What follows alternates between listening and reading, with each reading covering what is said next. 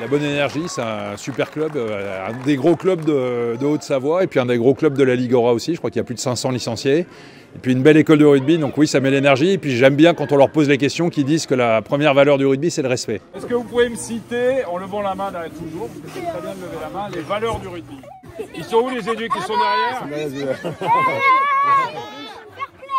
Le fair play, le respect. L'esprit d'équipe. L'esprit d'équipe.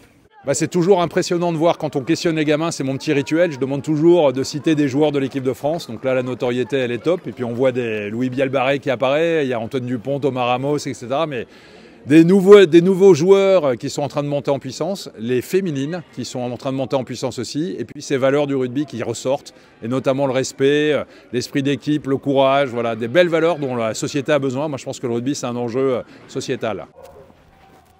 Profondeur et en écart. Vous n'êtes pas en profondeur, il ne peut pas vous la faire. Ouais, bien. C'est vrai que le rugby, c'est un petit peu un monde un peu fermé, donc il faut qu'on s'ouvre sans doute dans un autre environnement social et on partage aussi cette vision des choses et il y a un certain nombre de choses qui sont entreprises au sein de la fédération et qui sont intéressantes.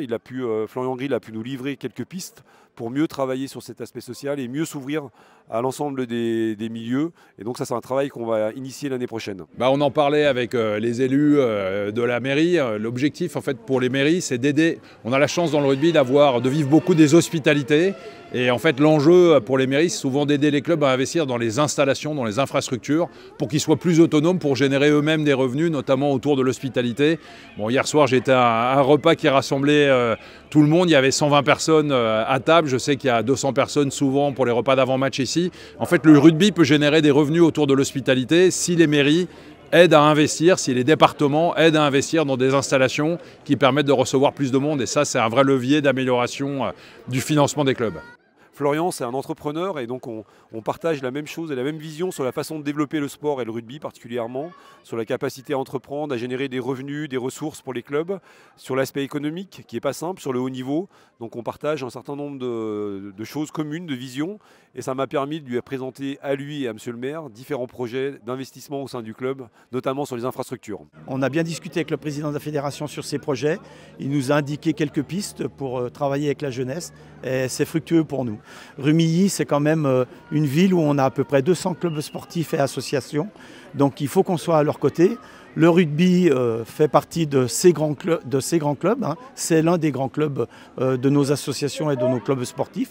Et il faut qu'on soit à leur côté pour les aider. Ça a été l'occasion pour moi de remettre à Florent, mais aussi à Fred Moine, président du club ici, mon rapport sur le développement de la pratique féminine du sport. Plus de femmes en gouvernance, plus de mixité, évidemment de mettre un univers qui soit un univers safe pour l'ensemble des jeunes filles et des éducateurs et des éducatrices qui soient formés à la culture de l'égalité, tout ça pour une meilleure vie et un meilleur finalement parité dans la vie au quotidien.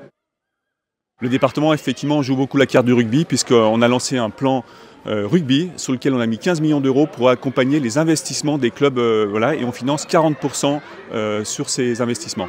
On est dans la maille, non mais franchement c'est important, donc le rugby des villages, des villes moyennes, il est super important. C'est pour ça que j'étais aussi à Groisy, pas plus tard que hier midi, où il y a une école de rugby et du rugby à 5. Il faut développer le rugby, il faut investir dans le rugby. Il n'y a que 2000 clubs de rugby en France, il y a 13 000 clubs de foot. Donc j'ai vraiment envie de passer le message aux collectivités. Investissez dans le rugby, c'est investir dans la société. Ça, c'est un premier message. Et puis aux gamins, j'ai envie de leur dire, le rugby construit. On ne transforme pas, j'ai ma petite formule, je dis on ne transforme pas que des essais, on transforme des personnes.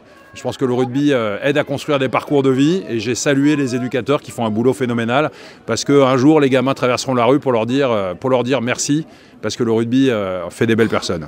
Un peu particulière, on est content de voir que le président de la Fédé vienne voir les clubs National 2 comme nous. C'est bien, ça montre l'intérêt qu'il montre aussi au rugby amateur, donc c'est très bien. Puis pour les enfants, c'est sympa, il a bien participé avec eux, donc c'était très bien. Ouais. Un peu particulier, mais très bien.